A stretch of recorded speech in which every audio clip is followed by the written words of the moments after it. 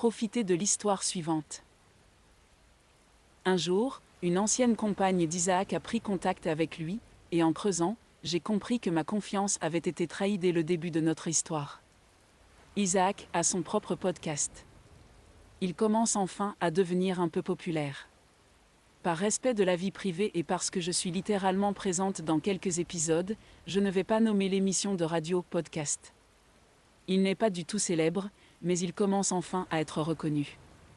J'étais la principale co-animatrice, mais j'ai été trop occupée par le travail dernièrement pour être très active dans l'émission. Évidemment, on ne peut pas animer un podcast tout seul. C'est un peu ennuyeux.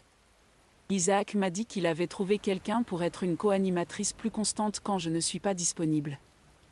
Je lui ai dit que c'était génial et je lui ai demandé qui c'était.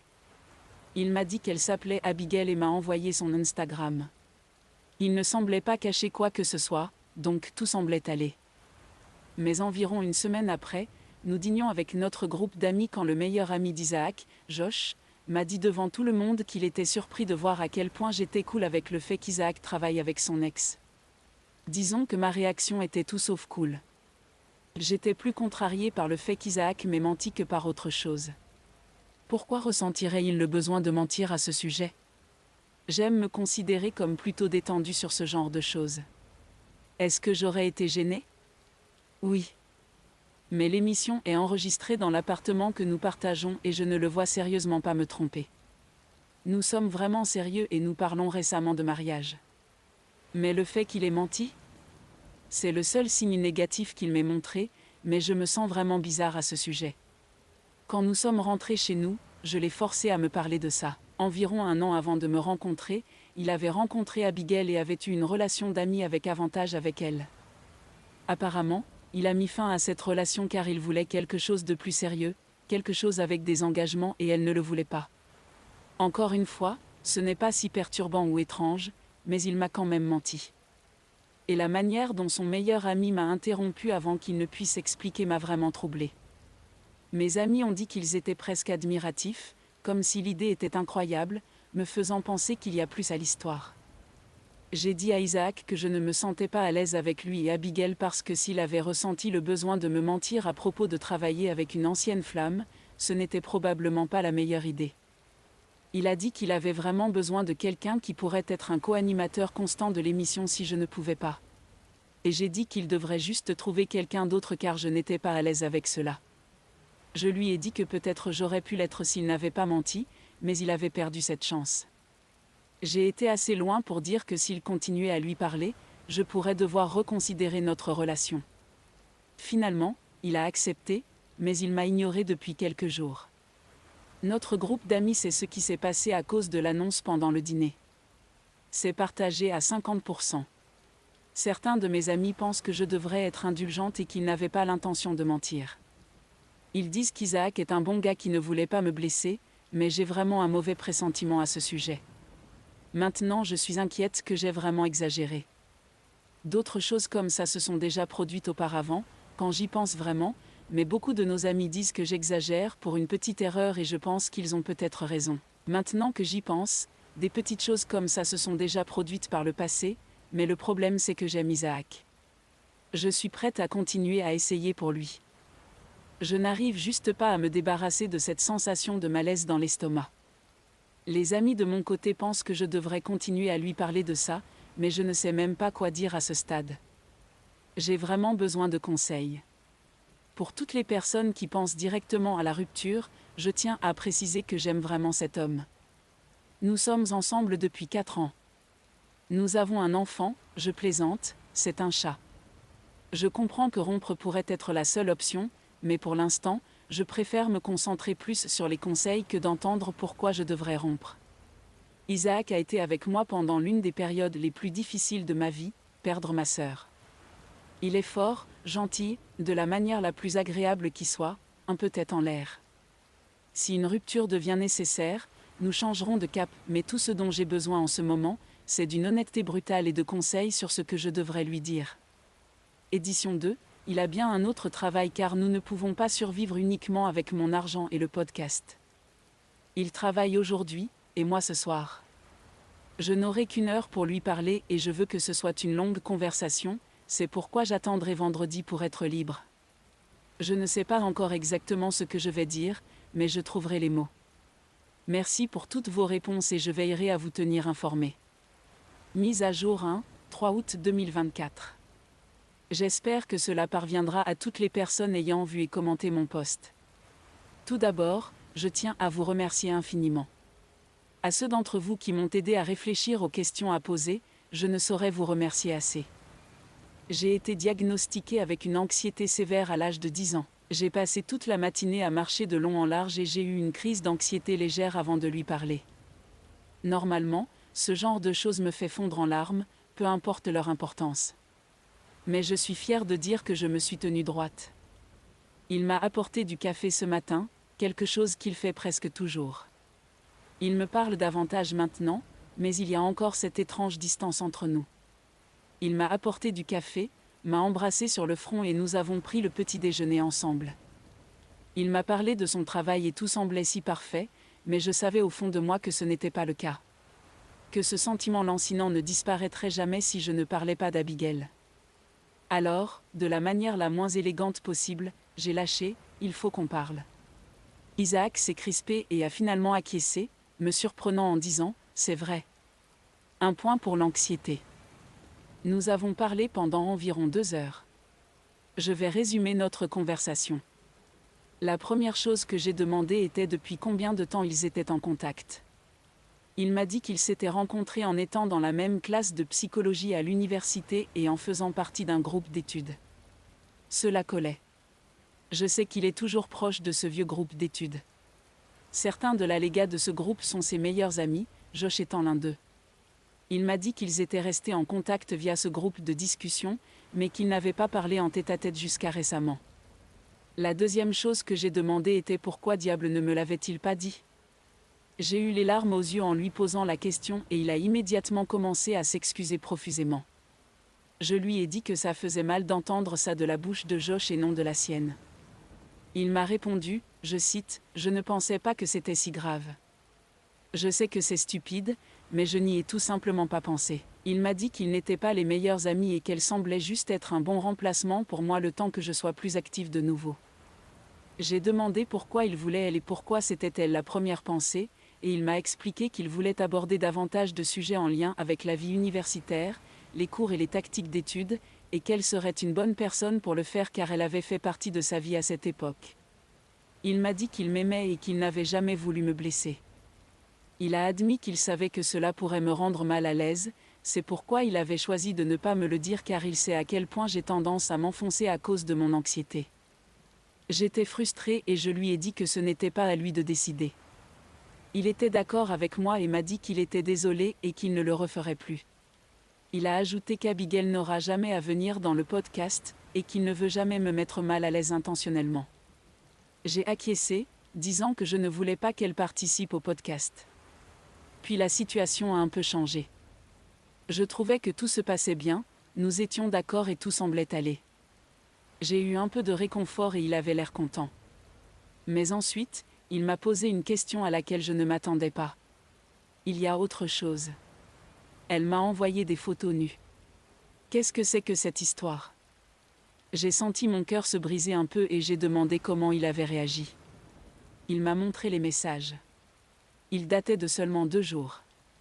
Il avait répondu par un seul message, « Je suis flatté, mais j'ai une petite amie. » Pourtant, il ne l'avait pas bloqué. J'ai exigé qu'il coupe les ponts avec elle et il a argumenté en disant que cela rendrait la situation délicate avec son amie. Up. J'ai argumenté que j'étais sa putain de copine et ouais, la situation était gênante. Je lui ai demandé comment il réagirait si Josh m'envoyait des photos nues, et qu'elles arrivaient jusqu'à lui. Il a admis qu'il le couperait et s'attendrait à ce que je fasse de même. Il a hoché la tête et a accepté de la bloquer. Je l'ai regardé bloquer et supprimer son contact. Je ne me sentais toujours pas satisfaite. Il avait vu ces messages il y a 2 jours et ne me l'avait pas dit. C'était mon point de rupture. J'ai basiquement dit, peut-être que l'honnêteté n'est pas aussi importante pour toi que pour moi, mais si l'un de tes amis m'envoyait des photos nues, je te le dirais dans les minutes qui suivraient. J'ai continué et j'ai commencé à pleurer, et lui aussi. Il n'arrêtait pas de s'excuser en disant qu'il ne m'en avait pas parlé car il avait l'impression que je l'évitais et qu'il voulait attendre de savoir si j'étais prête à parler. Ce qui semblait être des bêtises car il me faisait la gueule. Je n'envisageais pas de rompre dans mon dernier message, mais maintenant ? Je ne sais pas. Je sais que ce n'était pas la mise à jour que vous vouliez, et je vous promets qu'il y en aura une autre. Je lui ai dit que j'avais besoin d'espace, et je suis quelqu'un de rare à établir mes limites jusqu'à ce que je sois vraiment contrariée. Il s'est excusé et a essayé de me retenir mais je me suis reculée. J'écris ceci depuis chez ma meilleure amie. Je suis chez elle en ce moment pour la nuit. J'ai dit à Isaac que nous pouvons reparler dans quelques jours, mais pour l'instant j'ai besoin de réfléchir. Le truc, c'est qu'il a pleuré quand j'ai commencé à parler de tout arrêter. Isaac ne pleure pas. La seule fois où je l'ai vu pleurer dans notre relation de 4 ans, c'était quand sa mère est décédée. Il m'aime, je le sais. Mais je me sens tellement trahie. Peut-être que je dramatise, mais pour l'instant je me sens juste trahie. Je suis désolée et je sais que ce n'était pas la mise à jour que vous vouliez tous. Mais merci à vous tous. Si vous voulez me donner des conseils, n'hésitez pas. Je ne sais pas où aller maintenant et j'ai encore des questions à lui poser. Je suis prête à répondre à des questions aussi. J'essaierai de mettre à jour s'il se passe quelque chose d'autre, bon ou mauvais. Et si quelqu'un est curieux, oui, j'ai trouvé notre chat avec moi. Mise à jour de 27 août 2024. Désolée d'avoir mis autant de temps depuis ma dernière publication. Beaucoup de choses se sont passées et je ne suis honnêtement pas sûre par où commencer, mais je vais commencer par ça. Nous avons rompu. J'ai fini par contacter Abigail. Certains commentaires pensaient que ce serait une bonne idée alors je l'ai contactée via Instagram et lui ai demandé sa version de l'histoire. Elle ne savait pas qui j'étais au début. Elle semblait ensuite très surprise que je la contacte. Elle a réalisé qui j'étais d'après ce qu'Isaac lui avait dit, mais selon elle, il avait dit que nous avions commencé à sortir ensemble le mois dernier, pas il y a 4 ans. Ces informations m'ont vraiment perturbée et j'avais besoin d'en savoir plus. Nous nous sommes retrouvés pour prendre un café et elle m'a tout expliqué, ils avaient des relations de temps en temps, 1 ou 2 fois tous les 6 mois depuis des années. Elle s'est mise à pleurer et m'a serré dans ses bras en s'excusant, disant qu'elle ignorait que j'avais été sa petite amie si longtemps. Apparemment, leur relation d'amis avec avantage n'avait jamais pris fin et ils m'avaient trompé tout le temps où nous étions ensemble. Elle m'a assuré qu'ils avaient pris des précautions et que je ne devrais pas m'inquiéter, mais honnêtement, j'étais un peu ailleurs. J'ai été avec cet homme pendant 4 ans. Je ne lui en veux en aucun cas. Je pense qu'elle souhaite rester en contact, mais pour l'instant c'est trop douloureux de lui parler. Ce n'est pas de sa faute, c'est totalement celle d'Isaac, mais je ne peux simplement pas gérer quoi que ce soit qui soit de près ou de loin lié à lui en ce moment. Je suis tellement confuse sur le fait de savoir si Josh était au courant de cela ou non, mais j'ai l'impression qu'il n'aurait rien dit ce soir-là au dîner s'il l'avait été. Je suis tellement désolée que cette mise à jour ait pris autant de temps. J'ai rompu avec Isaac par texto, classe, je sais et je lui ai dit que ma meilleure amie passerait récupérer ses affaires. J'ai également acheté notre chat et lui ai dit que je voulais la garder. Il a protesté contre la rupture, disant que nous pourrions suivre une thérapie de couple, mais j'ai dit qu'il n'y avait rien qui pouvait réparer 4 ans de mensonges.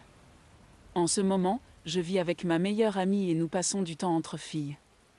Je suis démolie, mais je sais que cela devait arriver. Pour la meilleure traduction et pour éviter plus de douleur, j'ai préféré partir.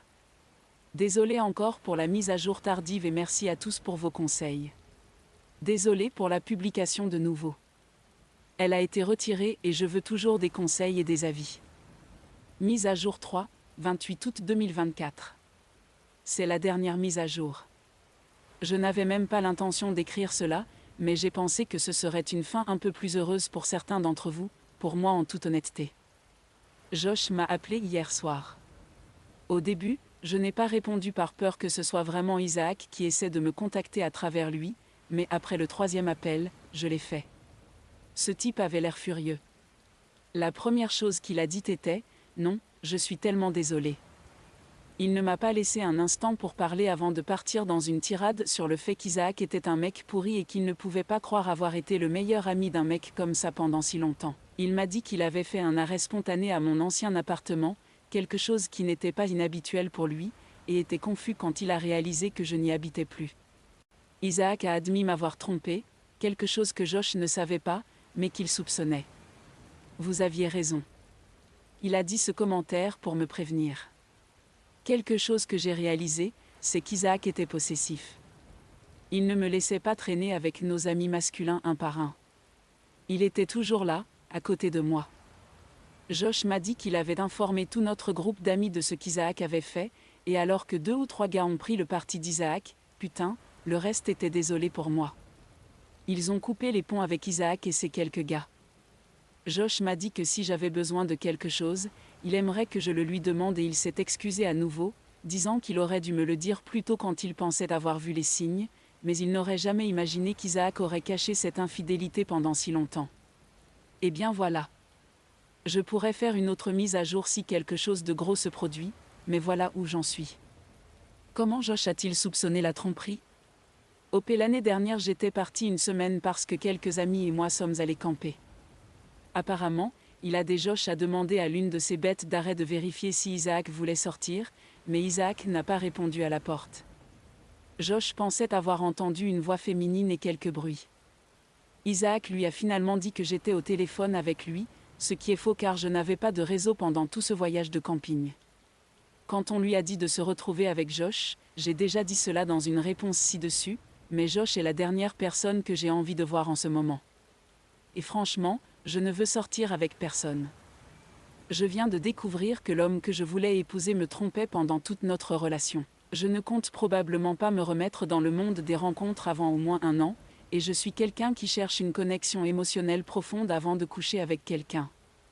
Josh est un super ami, mais honnêtement, il était difficile juste d'entendre sa voix au téléphone en sachant qu'il est si lié à Isaac. Passons à l'histoire suivante. La mère de ma meilleure amie décédée est venue en affirmant que mon mari était le père. La vérité était bien pire que ce que j'aurais pu imaginer. Je ne sais même pas par où commencer. Les 6 derniers mois ont été un véritable bordel, et cela semble empirer. Ma meilleure amie depuis l'école primaire, que j'appellerai Alice, est décédée en février des suites d'un cancer. Elle avait une fille de 2 ans, qui est passée sous la garde de sa mère après son décès, que j'appellerai Alexis. Le mois dernier, Alexis s'est présenté à notre porte sans prévenir, disant à mon mari qu'il doit assumer la responsabilité de son enfant et soit prendre sa garde, soit enfin commencer à payer la pension alimentaire. Elle affirme qu'Alice lui avait dit à la naissance de sa fille qui était le père, mais qu'elle ne voulait rien avoir à faire avec lui. Pour répondre à l'inévitable, Alice était infirmière itinérante et gagnait beaucoup d'argent, ce qui est la seule raison pour laquelle je pense qu'elle n'a pas demandé de pension alimentaire. Durant cette conversation, mon mari a fait la pire crise de panique qu'il n'ait jamais eue, donc nous avons dû interrompre la conversation avant que je puisse obtenir plus de détails. L'histoire de mon mari. Je ne sais même pas ce qu'il a dit au sujet de la fille d'Alice. Le rire est probablement un sien, mais ce n'est pas ce que je pense. Il y a presque 3 ans, nous avons organisé une grande fête d'inauguration quand nous venions d'emménager dans notre maison de rêve, après que j'ai enfin terminé ma résidence et que j'étais prête à commencer à gagner de l'argent. Alice était en ville et devait être à la fête, mais j'ai été appelée au travail avant son arrivée. Je ne suis rentrée qu'après 3 heures du matin, la fête était presque finie, mon mari était endormi à l'étage et Alice avait déjà quitté la fête, ce que j'ai trouvé étrange à l'époque étant donné que nous ne nous étions pas vus depuis des mois. Mon mari prétend s'être réveillé en pleine nuit avec Alice sur lui, mais il s'est rendormi avant de pouvoir dire quoi que ce soit. Il prétend ne me l'avoir jamais dit parce qu'il craignait que je ne le croie pas, ce que je ne sais pas si je fais. Il m'a montré quelques messages qu'il avait envoyés à son meilleur ami le lendemain en lui demandant son avis sur le fait qu'il pensait que quelqu'un l'avait violé, mais s'il avait trompé, il aurait pu avoir cette conversation comme preuve, surtout qu'il n'a jamais mentionné Alice spécifiquement. Depuis la fête, il a été très distant avec Alice, et après la naissance de sa fille, il trouvait même des excuses pour ne pas être à la maison lors de ses visites. Je ne sais pas si c'est parce qu'il a trompé, ou si Alice l'a réellement violé et que c'était sa réaction traumatique. Honnêtement, je ne sais pas quoi faire. Je connais Alice depuis notre enfance et elle n'a jamais donné l'impression d'être ce genre de personne. Mais je connais aussi mon mari depuis plus d'1 décennie et il n'a jamais donné le moindre signe d'infidélité. C'est un homme séduisant et j'ai vu les regards qu'il reçoit à la salle de sport et il n'a jamais donné plus qu'un simple coup d'œil. Que diable devrais-je faire ? Comment puis-je découvrir la vérité ici alors qu'Alice n'est même pas là pour se défendre ? Elle n'a même jamais laissé entendre qu'elle aimait mon mari, encore moins qu'elle voulait coucher avec lui. J'ai dit à mon mari qu'il devait faire un test de paternité avant de décider quoi que ce soit concernant l'enfant, mais en attendant, il doit partir le temps que je réfléchisse à ce que je vais faire. Ce que l'on va faire ici, c'est répondre au comportement d'Alice lorsqu'elle visite sa maison et si Alice lui parlerait de l'affaire. OOP, ce n'est pas que j'ai remarqué ? Elle a toujours été un peu distante avec lui car elle pensait que je pouvais trouver mieux. La première fois qu'elle est venue après avoir accouché, elle a demandé où il était puisqu'il n'était pas à la maison, pour la première fois, mais elle n'a jamais redemandé après cela. En fait, je n'avais pas pensé à ça, merci. C'est pertinent. Elle pensait toujours que je pourrais trouver mieux que lui. Donc si c'était une affaire, on pourrait penser qu'elle m'aurait dit au moins sur son lit de mort. OOP, il boit ou non son mari ? OOP, pas du tout. Il boit rarement, généralement seulement aux fêtes qui sont espacées à notre âge. Il a un travail difficile et stressant donc je me suis dit qu'une fois qu'il était un peu éméché, il se couchait et s'endormait, sans qu'il n'ait bu plus que d'habitude ou quoi que ce soit. Est-ce qu'Alice a déjà nommé le père de son bébé ? OOP, elle m'a dit que c'était un homme qu'elle avait rencontré dans un autre état pour le travail. Une relation courte. Oui Lisiou, attends, je comprends que tu aies besoin de digérer tout cela, mais tu as dit à la victime potentielle d'une agression sexuelle qu'il devait quitter son domicile, son lieu sûr, et toi, sa personne de confiance. Je pense que tu as été un peu trop rapide et que tu as rejeté ton compagnon de vie qui aurait pu être violé.